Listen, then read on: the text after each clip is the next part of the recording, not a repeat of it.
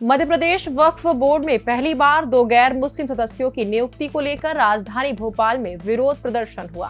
सोमवार को बुधवारा चौराहे पर ऑल इंडिया मुस्लिम त्योहार कमेटी के पदाधिकारी और बड़ी संख्या में सदस्य एकत्र हुए। प्रदर्शनकारियों ने सरकार के फैसले के खिलाफ नारेबाजी करते हुए मांग की कि गैर मुस्लिम सदस्यों की नियुक्ति का आदेश तत्काल वापस लिया जाए।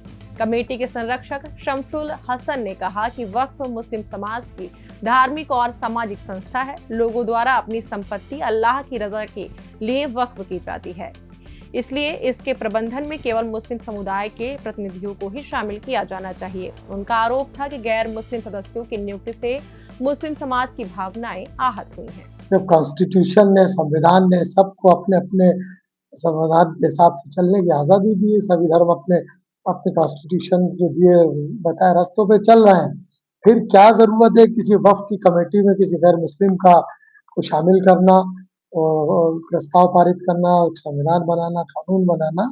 इससे क्या नहीं लगता कि देश में एक अस्थिरता का माहौल आएगा? आज देश की हिस्ट्री हम देख रहे हैं, हिंदुस्तान में कई जैसे सोमनाथ का मंदिर है और सबरीमाला मंदिर है, अमरनाथ है, उज्जैन है और मथुरा है। यहाँ क्या कोई मुस्लिम किसी को मेंबर बनाया है क्या आपने? या कोई मेंबर बना है क्या वहाँ? या किसी मुस्लिम का नाम कभी कोई प्रस्ताव रखा गया क्या? तो मेरा ऐसा मानना है कि आप जब वहाँ नहीं तो यहाँ क्यों? ये वक्फ की कमेटी अल्लाह की प्रॉपर्टी वक्फ की कमेटियां होती है, इसमें किसी गैर मुस्लिम का इस इदारों में रहना मुनासिब नहीं है।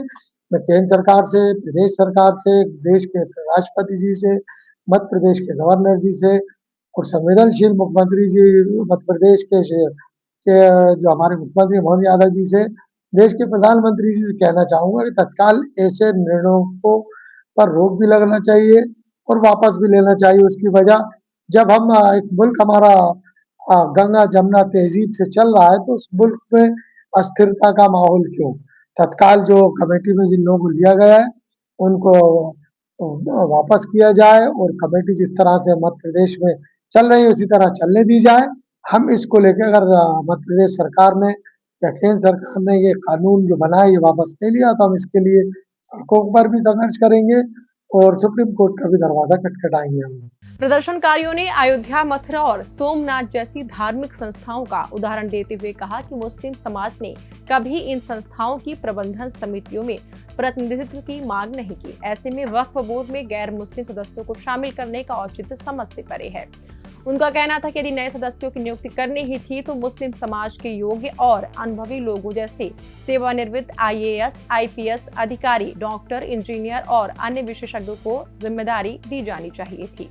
प्रदर्शनकारियों ने यह भी आरोप लगाया है कि नए वक्फ कानून के लागू होते ही जल्दबाजी में बोर्ड का गठन किया गया है। प्रदर्शन के दौरान कार्यकर्ता मुख्यमंत्री डॉक्टर मोहन यादव के पोस्टर लेकर पहुंचे। उन्होंने वक्फ बोर्ड में तानाशाही नहीं चलेगी और मनमानी नहीं चलेगी जैसे नारे भी लगाए। प्रदर्शनकारियों ने सरकार से नए वक्फ बोर्ड के गठन पर पुनर्विचार की मांग करते हुए कहा कि वक्फ संपत्तियां मुस्लिम समाज की धार्मिक आस्था और अमानत है, इसलिए इनके प्रबंधन में ऐसे लोगों को शामिल किया जाना चाहिए जिन पर समुदाय को भरोसा हो।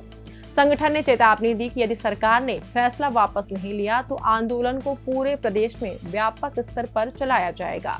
वहीं मध्य प्रदेश सरकार के मंत्री विश्वास कैलाश सारंग ने वक्फ कानून 2026 का बचाव करते हुए कहा कि मध्य प्रदेश इस कानून को लागू करने वाला देश का पहला राज्य बना है और यह गर्व की बात है। उन्होंने मुख्यमंत्री डॉक्टर मोहन यादव और वक्फ बोर्ड के अध्यक्ष को बधाई देते हुए कहा कि इस कानून के दूरगामी और सकारात्मक परिणाम सामने आएंगे।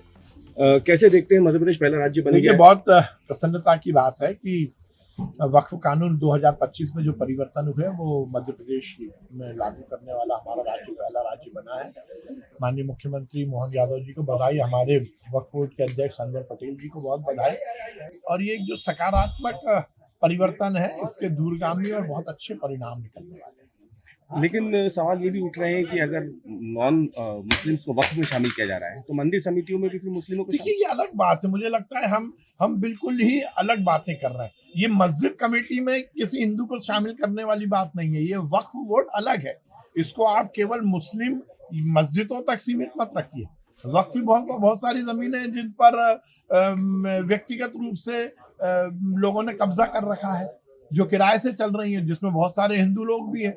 मुझे आश्चर्य होता है कि इसको हम केवल धर्म के चश्मे से देख रहे हैं। ये बहुत ही मुझे लगता है कि ऐसी सोच है जो कि बहुत संकीर्ण सोच कही जाएगी। वक्फ बोर्ड केवल मुस्लिम मस्जिदों तक सीमित नहीं है, इसके दायरा बहुत बड़ा है और जो कानून बना है वो बहुत विचार विमर्श के बाद, नीचे तक लोगों के फीडबैक के बाद और लोकतंत्र के सबसे बड़े मंदिर राज्यसभा, लोकसभा और राज्यसभा में डिस्कशन के बाद बना। अब कांग्रेस इसका विरोध कर रही है, राहुल गांधी उचक उचक के कहते हैं कि हम संविधान की रक्षा करेंगे। तो अब जब ये कानून बन गया तो ये तो संविधान का पार्ट है ना, तो इसका मतलब आप संविधान का विरोध कर रहे हो। ये संविधान के तहत परिवर्तन हुआ है, संविधान का अब ये अंग है। तो इसको जब मध्य प्रदेश ने लागू किया है तो ये बहुत प्रसन्नता की बात है। सारंग ने कहा कि वक्फ बोर्ड को केवल मस्जिद प्रबंधन समिति के रूप में देखना उचित नहीं है। इसकी जिम्मेदारियां केवल मस्जिदों तक सीमित नहीं हैं, बल्कि वक्फ संपत्तियों के व्यापक प्रबंधन से जुड़ी हुई हैं। उन्होंने कहा कि इस विषय को केवल धार्मिक दृष्टिकोण से नहीं देखना चाहिए। मंत्री ने यह भी कहा कि यह कानून लोकसभा और राज्यसभा में व्यापक चर्चा के बाद पारित हुआ है और अब संविधान के तहत लागू कानून का हिस्सा है। उन्होंने विपक्ष पर निशाना साधते हुए कहा कि जो लोग संविधान की रक्षा की बात करते हैं वही अब संविधान के अनुसार बने कानून का विरोध कर रहे हैं। वहीं श्री हिंदू उत्सव समिति और संस्कृति बचाओ मंच ने वक्फ बोर्ड में 2 हिंदू सदस्यों की नियुक्ति का स्वागत किया है। समिति के अध्यक्ष चंद्रशेखर तिवारी ने कहा कि इस फैसले से वक्फ बोर्ड की कार्यप्रणाली में पारदर्शिता आएगी और सभी वर्गों की निगरानी सुनिश्चित होगी। उनके अनुसार इससे वक्फ संपत्तियों के प्रबंधन में जवाबदेही बढ़ेगी और बोर्ड अधिक निष्पक्ष एवं प्रभावी ढंग से कार्य कर सकेगा। इस पर आपकी क्या राय है, हमें कमेंट बॉक्स में जरूर बताइएगा। प्रदेश और देश भर की तमाम ऐसी खबरों के लिए जुड़े रहें शब्द साची के साथ। धन्यवाद।